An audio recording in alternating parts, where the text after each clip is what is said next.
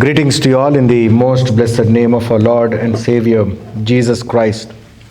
The epistle writer, John's first letter, chapter 4, verses 7 to 12, speaks about how God lives within us. దేవుడు మనలో ఏ విధంగా జీవిస్తాడో ఈ 12వ వచనంలో మనకు జ్ఞాపకము చేయుచు ఉన్నాడు. That no one has seen God, దేవుణ్ణి ఎవరు కూడా చూడలేదు అని అంటున్నాడు. ఆ తర్వాత ఏమంటాడంటే దేవుడు మనల్ని ఏర్పాటు చేసుకున్నాడు. దేవుని యొక్క విలువలను మన జీవితాల ద్వారా అందించడం ద్వారా ఇతరులు దేవుణ్ణి గుర్తిస్తారు. So the people, no one saw God, but God has chosen his people, his followers. When they demonstrate the qualities of love, then people will see God. What a great privilege, what a great blessing that God has given to us, that we are becoming like God. మనము దేవుళ్ళము అయిపోతాం ఎప్పుడు అంటే దేవుని యొక్క ప్రేమ మనలో ఉన్నప్పుడు. This is the first temptation that Satan gives to Eve కదా. ఈ పండు తింటే మీరు దేవుని లెక్క అయిపోతారు. That is the struggle of every human being. Everyone wants to become a god. Everyone wants to become a God. Everyone wants to become a superpower, a superhuman being. They want to be an extraordinary person in their day-to-day life. And we see that John, epistle writer, is reminding the people that you are already gods. How? When you demonstrate God's love. How that is possible is when you have God's love in you. When you have God's love in you. దేవుని యొక్క ప్రేమ మీలో ఉన్నప్పుడు అది సాధ్యం అవుతుంది అని ఆయన జ్ఞాపకము చేయించు ఉన్నాడు. When John is writing this letter, the political situation is very bad in Rome. In Rome, this letter was written around 90 or 95 AD. If you look into the first century, or especially this 95 and 95 to 100 AD, the situation was one of the Roman emperor was killed. He was assassinated. A man named Domitian. He was the emperor. And there was so much of terror across the entire Roman Empire. And people were shivering every day. What kind of decision this emperor may take? Because he kills all the proconsul members, all the senators, assuming that they are going to create some kind of coup and get rid of him. So he kills all the senators. So killing, bloodshed was common throughout and across the Roman officials. In that situation, here John is writing this epistle to demonstrate love. ఒకవైపు మారణకాండ, ఒకవైపు బ్లడ్షెడ్, ఒకవైపు రాజ్యంలో అననుకూలమైనటువంటి పరిస్థితి. అటువంటి పరిస్థితుల్లో క్రైస్తవులుగా, విశ్వాసులుగా మీరు దేవుణ్ణి కలిగి ఉన్నారు కాబట్టి దేవుని ప్రేమను ఇవ్వాలి అని ఆయన కోరుచు ఉన్నాడు. This is a paradox of life. To love enemies, to love everyone, that is not possible all the times. We always look for some kind of comfort or comfort zone. If we have to love somebody, if we have to speak to somebody, there should be certain norms that should be met according to our expectations. Then only we go and talk. Then only we go and give or share love of God. But here John's gospel writer is emphasizing about that. Because God is living within us, you are obligated to show God's love. If you are not showing love means then God is not in you. Something is wrong in your relationship with God. దేవునితో మీరు లేనట్టు సమానం. ఎప్పుడైతే మీరు దేవుని ప్రేమను ఇతరులకు అందించలేకపోతున్నారో దేవుడు మీలో లేనట్టే అని అంటూ ఉన్నాడు. అది ఎంత భ్రష్టమైనటువంటి జీవితం, దౌర్భాగ్యమైనటువంటి జీవితం. దేవుడు లేనటువంటి జీవితం చాలా భయంకరమైనటువంటి జీవితం అని మనము జ్ఞాపకము చేయబడుతూ ఉన్నాం. దేవుని ప్రేమను అనుదినము వెదజల్లినప్పుడే దేవుడు మనలో ఉన్నట్టుగా అదొక సూచనగా మనకు ప్రభువు ఈ వాక్యము ద్వారా జ్ఞాపకము చేయుచు ఉన్నాడు. యోహాన్ సువార్త 17వ అధ్యాయం 20వ వచనం 21వ వచనం. John's gospel chapter 17 verses 20 and 21. Here we read the prayer of Jesus. యేసు ప్రభు యొక్క ప్రార్థన మన కొరకు ఏంటో ఇక్కడ మనము చదువుకుందాం. 20వ వచనం 21వ వచనంలో గమనించినట్లయితే, my prayer is not for them alone, I pray also for those who will believe me through there message, that all of them may be one. Father, just as you are in me, I am in you, may they also be in us, so that the world may believe that you have sent me. Here Jesus is praying to the Heavenly Father for the oneness, for the unity of the believers' community. All the believers should come together, united in the body of Christ. What does it mean, uniting ourselves in the body of Christ? That is a prayer of Jesus. We need to work towards fulfillment of God's prayer. We are here to fulfill the vision of Jesus Christ. We are here to fulfill the Great Commission which we have received from our Lord Jesus Christ. And here Jesus is emphasizing that, they all may be one. That is the reason in the church we say it is a body of Christ. We all belong to body of Christ. Oneness, the unity. The church resembles the body of Christ, that we are all united in Christ, that we are all one family of God. And in this unity, here we are emphasized about Jesus' service and sacrifice. Church, as believers community, to demonstrate that unity, we need to demonstrate the unity of service to the community. The church is meant to serve. The church is meant to help others. The church is meant to rescue others. That is what, whenever we are in troublesome situation, the immediate lighthouse that we look at is church. We look towards church. We look towards believers, where we seek the services of God, where we experience God's love and God's services. Here, John's Gospel writer in John chapter 6, verse 56 also, he reminds the importance of being in Christ.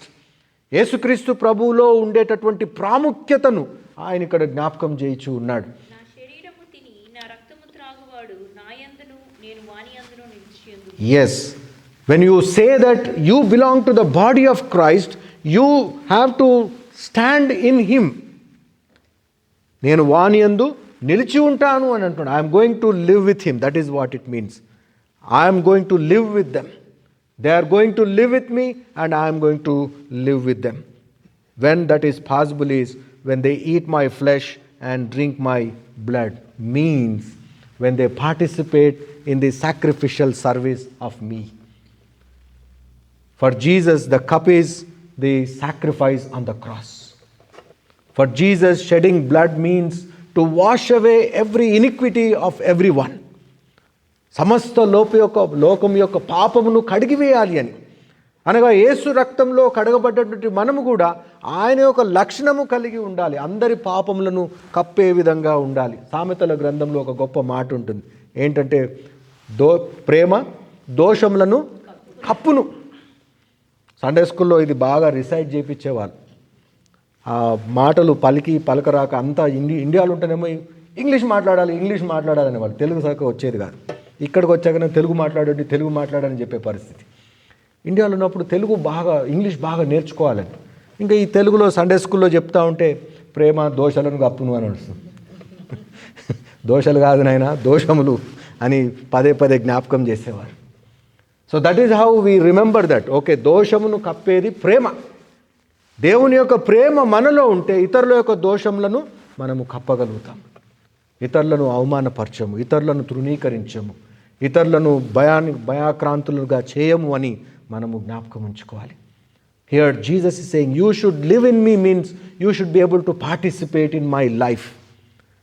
నా యొక్క శరీరంలో నా యొక్క రక్తంలో మీరు పాలు పంపులు పొందాలి. Participate in the body and blood of Jesus means to live in the life and witness of Jesus Christ. In Mark chapter 10 verse 45, mark సువార్త 10వ అధ్యాయం 45వ వచనంలో కూడా మనం చదివితే అక్కడ యేసుక్రీస్తు ప్రభు పరిచారం గురించి మాట్లాడుతూ ఉంటాడు. మనుష్య కుమారుడు పరిచారము చేయించుకొనుట రాలేదు గాని పరిచారము చేయుటకును అనేకులకు ప్రతిగా విమోచన క్రయధనముగా తన ప్రాణము ఇచ్చుటకును వచ్చునని. Yes, for even the Son of Man came not to be served but to serve and to give his life as a ransom for many. ఆయన పరిచారము చేయడానికి ఇచ్చాడు, ఇతరుల కొరకు తన యొక్క జీవితాన్ని ఇవ్వడానికి వచ్చాడు అని ఇక్కడ జ్ఞాపకం చేయబడుతూ ఉన్నాం. That means when we are united in Christ we are here to serve people so that they may experience life in abundance. We are here to proclaim the sacrificial life of Jesus Christ. That means in our day-to-day life there should be a sacrificial element that should be demonstrated to the community at large.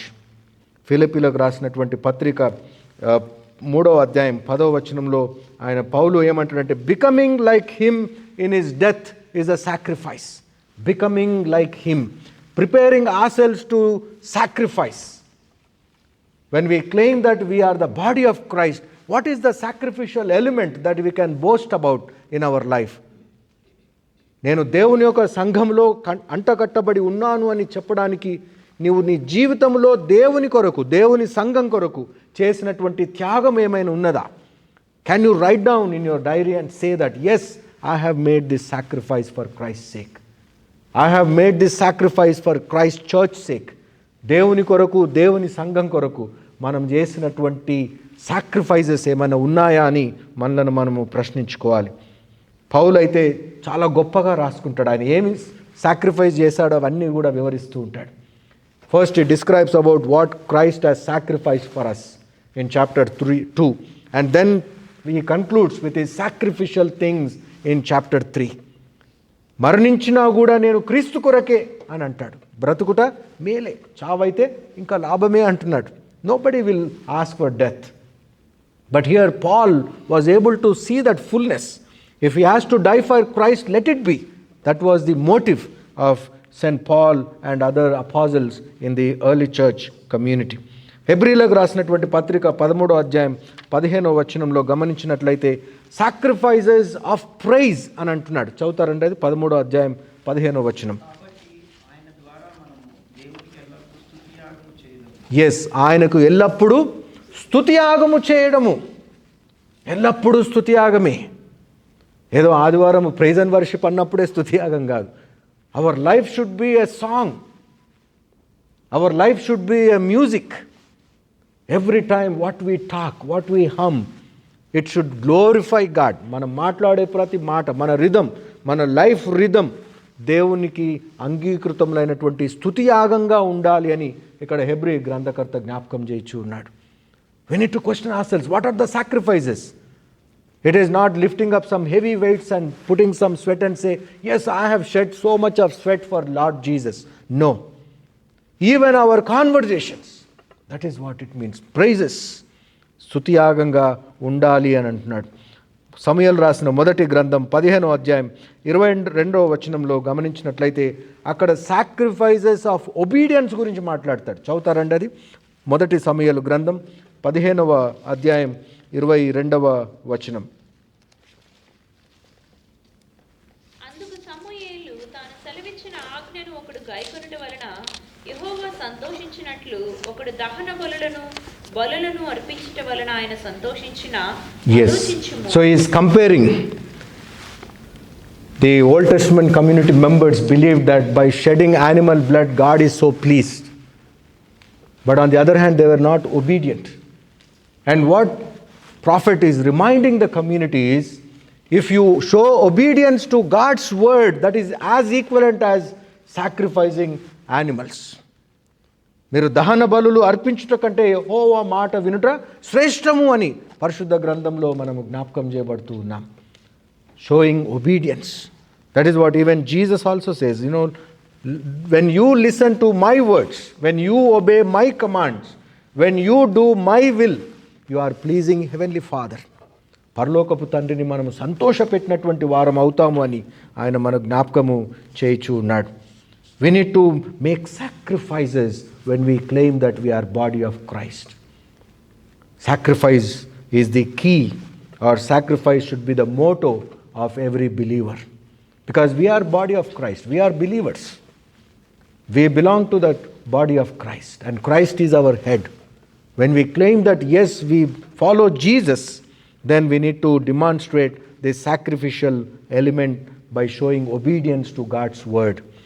And further in Matthew chapter 16 verse 24, he speaks about self-denial. Self-denial. నీ వ్యక్తిత్వాన్ని కూడా నువ్వు పక్కకు పెట్టాలి. అప్పుడు యేసు తన శిష్యులను చూచి, ఎవడైనను నన్ను వెంబడింపగోరిన ఎడల తన్ను తాను ఉపేక్షించుకొని తన సిలువనెత్తుకొని నన్ను వెంబడింపవలెను. ఎస్, తన్ను తాను ఉపేక్షించుకొని తన సిలువను ఎత్తుకొని నన్ను వెంబడించాలి. To be part of God's mission, one need to assimilate their own identity.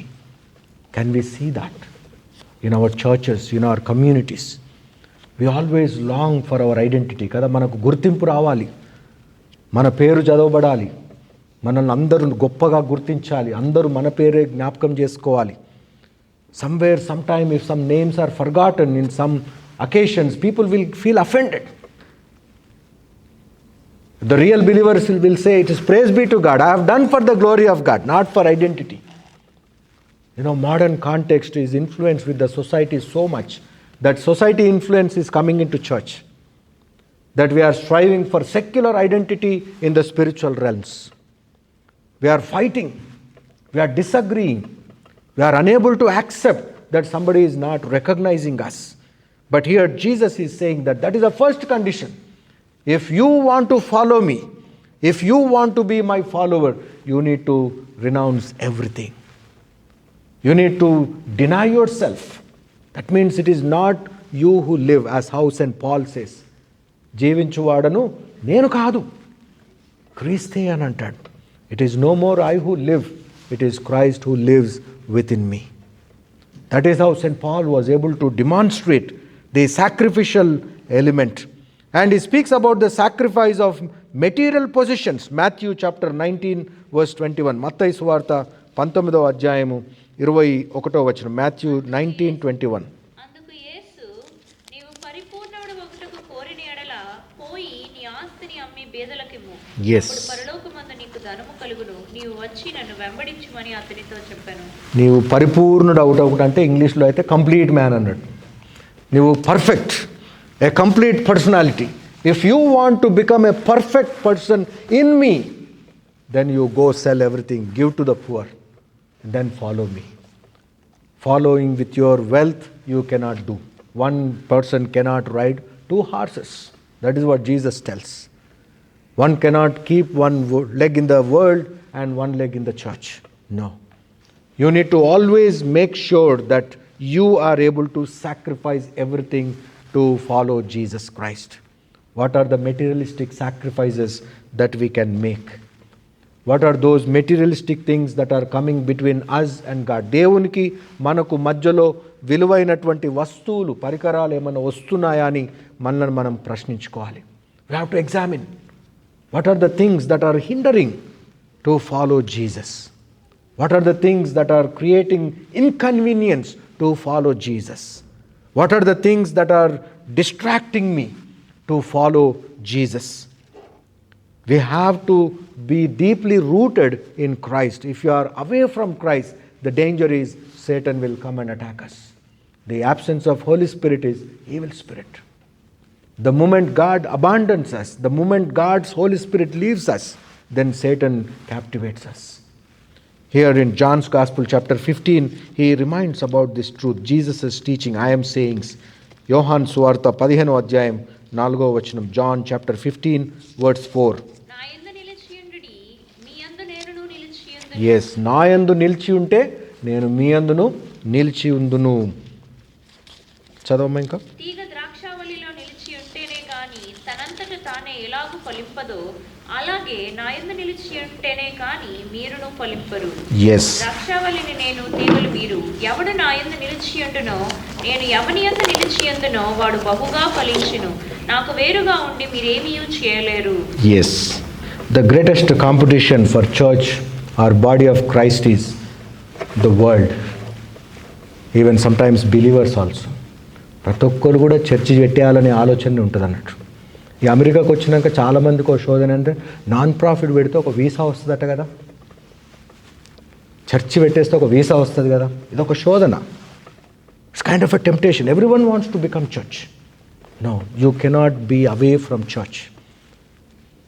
You need to always work towards the unity of the body of Christ. That is what Jesus is saying. You should always be rooted in me. You cannot do anything all alone. You be with me, then I will be in you. Remain in me, I also remain in you. No branch can bear fruit by itself. No branch can bear fruit on its own. It should be connected. The connectivity to the root. Connectivity to Christ. In this modern world, we have so much of temptation that we compete with the church. చర్చ్తో పోటీ పడడానికి ప్రయత్నం చేస్తాం. సంఘంతో పోటీ ఏంటండి? సంఘము మనకు పోటీ కాదు. మనము సంఘానికి పోటీ కాకూడదు. మన గృహాలు కానీ మన ఇండ్లు కానీ we should always be deeply rooted to the body of Christ. We cannot do anything away from it. When you are connected, it is not just మీరు ఫలించడమే కాదు, మీరు బహుగా ఫలిస్తారు అని అంటాడు. మీరు ఫలించడం ఎవరైనా ఫలిస్తారు, కానీ బహుగా ఫలించడం చాలా important. When you are connected to the head, then definitely there would be abundance of fruit. This is a sacrifice in this world that is expected to follow Jesus. We need to fulfill the prayer which Jesus has taught us. When he has given us that promise that I am going to live in you, then we need to demonstrate this quality of service and sacrifice. సేవ, త్యాగం. సంఘంలో ఉంటే సేవ చేయడం, సంఘంలో ఉంటే త్యాగం చేయడం. అంతేగాని ఐడెంటిటీ నేను అనేది రాకూడదు. That is what Jesus. నిన్ను నీవు ఉపేక్షించుకోవాలి. You need to set aside everything. When you come into the sanctuary, when you come into the presence of God, it is God's house. We need to respect God's house. We need to honor God's house. And we need to always strive hard to be deeply rooted and connected and work hard for the unity of the body of Christ. The early church was in need of that. By running away, you cannot be part of church. Because the early church had that kind of challenge. Every week many people were persecuted. Many people got killed. ఎవరు ఏ విధంగా శ్రమ పొంది ప్రాణాలు కోల్పోయారో తెలీదు. కొందరు పేర్లు చరిత్రలో రాయబడ్డాయి, కొందరు పేర్లు చరిత్రలో లేవు. There were many people who died. Many people gave up their properties, wealth. They have to leave their houses because they identified themselves as Christians. Their houses got burnt down. Their children got killed. Even modern times we do here. Graham Staines, isn't it the best example of our lifetime? He and his children, innocent children, were burnt to fire. They got killed overnight because they were doing service of God. They were leading a sacrificial life, leaving everything in Australia, traveling to India, to a remote village. The service and sacrifice should go together when we claim that we are body of Christ.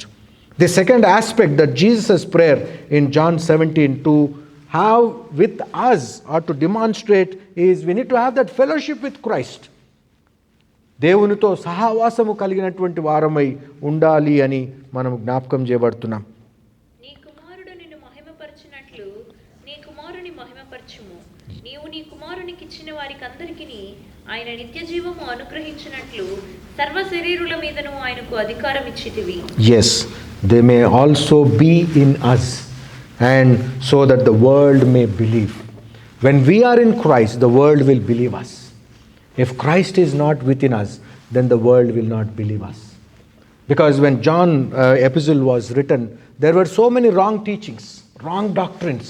తప్పు మార్గంలో పట్టించేటటువంటి వారు ఎంతోమంది బోధకులు ఆ దినాల్లో బయలుదేరినట్లుగా మనం చూస్తూ ఉన్నాం. 2వ యోహాను పత్రిక, 2nd John chapter, there is only one chapter, verses 10 and 11. ఎవడైనను ఈ బోధను తేక మీ వద్దకు వచ్చిన ఎడల వానిని మీ ఇంట చేర్చుకొనవద్దు. Yes, అక్కడ స్ట్రిక్ట్గా చెప్తున్నారు. ఎవడైనను యేసు ప్రభు మాట తప్ప వేరే మాట్లాడితే మాత్రం వారిని ఇంట్లో చేర్చుకోవడానికి వీలు లేదు అని చెప్పుచూ ఉన్నాడు. Don't accept them, don't accept new teachings. People were trying to get along with the new teachings because Jesus' teachings are very harsh, very hard to follow. ఏంటి శత్రువులను ప్రేమించాలంటే ఎంత కష్టమైనటువంటిది కదా. వారు ఆస్తులను ధ్వంసం చేస్తున్నారు, చిన్నబిడ్డలను చంపేస్తూ ఉన్నారు.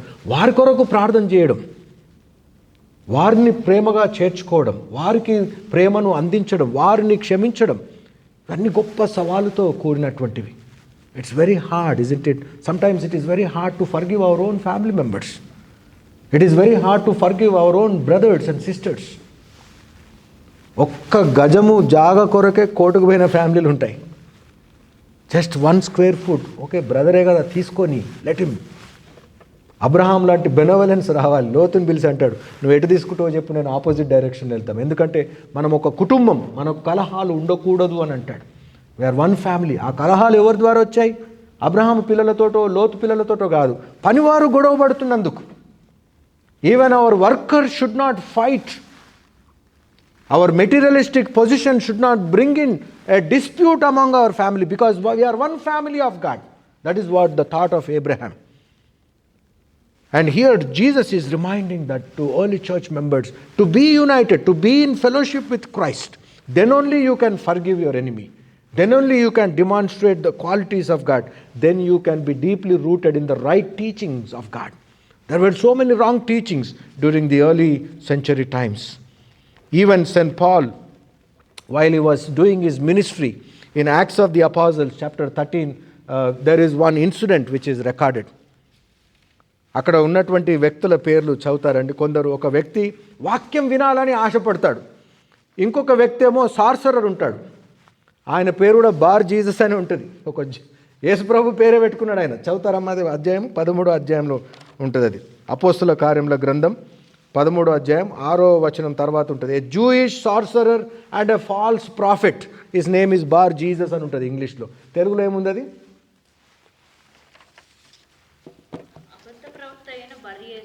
ఎస్, అబద్ధ ప్రవక్త అయిన బర్ యేసు. ఆ తర్వాత ఇంకేమున్నది అక్కడ? ఇతడు వివేకము గలవాడైన సెర్గీ పౌలు అను అధిపతి యొద్ద నుండెను. Yes, he was working as an attendant at the proconsul. Sergius Paulus అని ఇంగ్లీష్లో రాయబడింది. సెర్గీ పౌలు అంటే అక్కడ పౌలు పేరు వచ్చింది, యేసుప్రభు పేరు కూడా వచ్చేసింది.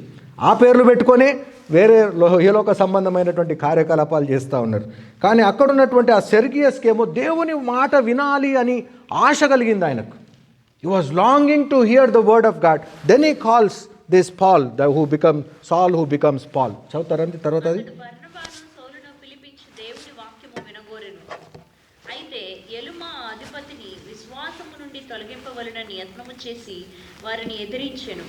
ఎస్, ఎలుమా అనేటటువంటి వ్యక్తి ఏం చేస్తాడంటే దేవుని వాక్యం వినకుండా ఆటంకం చేస్తుంటాడు. వాక్యము వినకుండా ఆటంకం చేయడం, this is the greatest temptation God may use any one of us, not to hear the word of God. దేవుని యొక్క వాక్యం వినకుండా ఏదో ఒక శోధన, not to hear the word of God. This man was working under somebody and he was trying to distract Paul so that he will not hear the word. అప్పుడు పౌలు ఏం చేస్తాడంటే వాడిని గద్దిస్తాడు. గద్దిస్తే ఏం చేస్తాడంటే గుడ్డోడైపోతాడు. He becomes a blind man.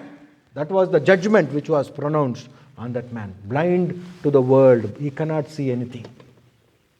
మన జీవితాల్లో కూడా ఒక వ్యక్తిని దేవుని వాక్యం వినకుండా ఆటంకపరిస్తే మన జీవితాలు, బ్రతుకులు చీకటిమయం అయిపోతాయని మనం జ్ఞాపకం ఉంచుకోవాలి. We should not hinder or stumble a person in hearing the word of God. దేవుని వాక్యం వినడానికి ఫెసిలిటేట్ చేయాలి. We need to be instruments where we facilitate for people to come and hear the word. అంతేగాని తెలుగులో ఇంకొక మోటు సామెత ఉంది, కూసే గాడిద వచ్చి మేసే గాడిదని జరగొడతాను. సో వాక్యం వినడానికి వెళ్ళేటటువంటి వారిని ఆటంకపరిచి, ఇవాళ ఏమెళ్తుంది, ఎవ్రీ సండే ఉంటుంది, ఇటు వెళ్దాం. వాక్యం వినకుండా శోధన. పౌలు కూడా వాక్యం చెప్పాలని ఆసక్తి కలిగినటువంటి వాడికి బోధించడానికి సిద్ధపడి వెళ్తే అక్కడ ఉన్నటువంటి వ్యక్తి ఆటంకపరుస్తూ ఉంటాడు. ఆయన ఎవరో బయటోరు కాదు, యూదుడే. He is a Jew, he is not an outsider. Satan is always, tempts us in such a way. He uses, comes up with a scheme where it will drive you away from the fellowship of God. It will not allow you to listen to the word of God. అప్పుడే ఏదో ఒకటి జ్ఞాపకం వస్తుంది, అప్పుడే ఏదో ఒకటి వచ్చేస్తుంది అన్నట్టు. అప్పుడే అర్జెంట్, ఎమర్జెన్సీలు అన్నీ అప్పుడే వస్తాయి. దేవుని వాక్యం వింటుంటేనే ఫస్ట్ నిద్ర వస్తుంది, ఆ తర్వాత వేరే అన్ని జ్ఞాపకం వస్తూ ఉంటాయి. పెండింగ్ వర్క్స్ అన్నీ, అయ్యో నేను అది చేసేది ఉండే, ఇంకేమేమి వచ్చింది, ఇంకేమేమి చూడాలి, ఏం లేకపోతే వాట్సాప్ అన్న చూసుకుంటూ కూర్చున్నాం అనుకుంటున్నాం. ఏదో ఒక శోధన. వాక్యం వినొద్దు. సాతాను యొక్క ప్రణాళిక ఏంటంటే వీళ్ళు వాక్యం వింటే మారిపోతారు, వీరు వాక్యం వింటే రక్షణ పొందుతారు, వీరు వాక్యం వింటే గొప్ప సూచక క్రియలు దేవునిలో చూడగలుగుతారు. వీటికన్నిటికీ నేను ఆటంకం పెట్టాలి. పౌలు అక్కడ వాక్యం చెప్తూ ఉంటే ఆ సాతాను చేత వాడబడ్డటువంటి వ్యక్తి వచ్చి ఆటంకపరిస్తే పౌలు గద్దిస్తాడు, వాడు గుడ్డివాడైపోతాడు. అంటే ఏది కూడా చూడలేడు అన్నట్టు. మంచి చెడు, చీకటి వెలుగు ఏది కూడా చూడలేదు. అప్పటికప్పుడే అయిపోతే అక్కడ ఉన్నటువంటి ఆ యొక్క పౌలస్ అనేటటువంటి వ్యక్తి, సెర్గియస్ పౌలస్ అనేటటువంటి వ్యక్తి భయాక్రాంతుడైపోతాడు, ఆశ్చర్యపోతాడు. ఆశ్చర్యపోయి దేవుని యందు విశ్వాసం ఉంచుతాడు. ఇదెంత గొప్ప బోధ. The teaching is transforming a persons life. The teaching is bringing something new in his life అని ఆయన అక్కడ జ్ఞాపకం చేసుకుంటూ ఉన్నాడు. దేవుని యొక్క సన్నిధానంలో మార్పు, దేవుని యొక్క సన్నిధానంలో అద్భుతాలు ఉంటాయని మనం జ్ఞాపకం చేయబడుతున్నాం. ఆయన యొక్క సహవాసంలో ఉండి ఆయన యొక్క వాక్యంలో మనము ఎదగాలనేది దేవుని యొక్క ఉద్దేశం. యోహాను సువార్త 14వ అధ్యాయం 23వ వచనం, John chapter 14 verse 23. Anyone who loves me will obey my teaching. My teaching. My teaching is that you should be always faithful to God. You should be always having fellowship to God, and you should be able to overcome the wrong teachings. Then only Christ will live in you. దేవుడు నీలో ఉంటే తప్పుడు బోధలు వినడానికి నీ చెవులు సిద్ధంగా ఉండవు అని ఆయన జ్ఞాపకం చేస్తున్నాడు. ఇర్మియా ప్రవక్త 9వ అధ్యాయంలో అనుకుంటే అక్కడ హెచ్చరిక ఉంటుంది.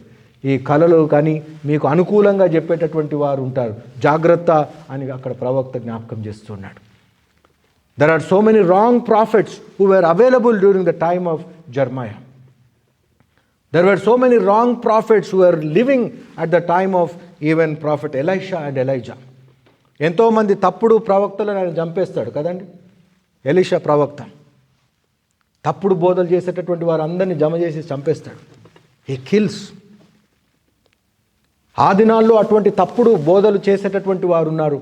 పౌలు సమయంలో కూడా, ఆది సంఘంలో కూడా అనేక తప్పుడు బోధలు చెప్పేటటువంటి వారు ఉన్నారు. There were so many wrong teaching doctrines which were introduced to the believers. I always have the problem with people, in India, white dress వేసుకొని ప్యాంట్ షర్ట్ వేసుకొని వస్తారు మన ఇళ్ళలోకి. Those people will come and talk to us and have a conversation. Finally they say, no, Bible, whatever you are following is wrong. Use this book. This Bible is wrong. మీరు తప్పు interpretation వాడుతూ ఉన్నారని మనకు చెప్తారు.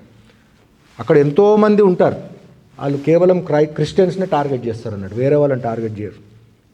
సంఘాలకు వెళ్ళే వాళ్ళని target చేసి మీ సంఘము రాంగు, మీ డినామినేషన్ రాంగు, మీ టీచింగ్ రాంగు, వేరే వాళ్ళ దగ్గరికి వెళ్ళరు. సాతానుడు ఎప్పుడు కూడా విశ్వాసుల దగ్గరికే వస్తాడంటారు. అదే నిదర్శనం.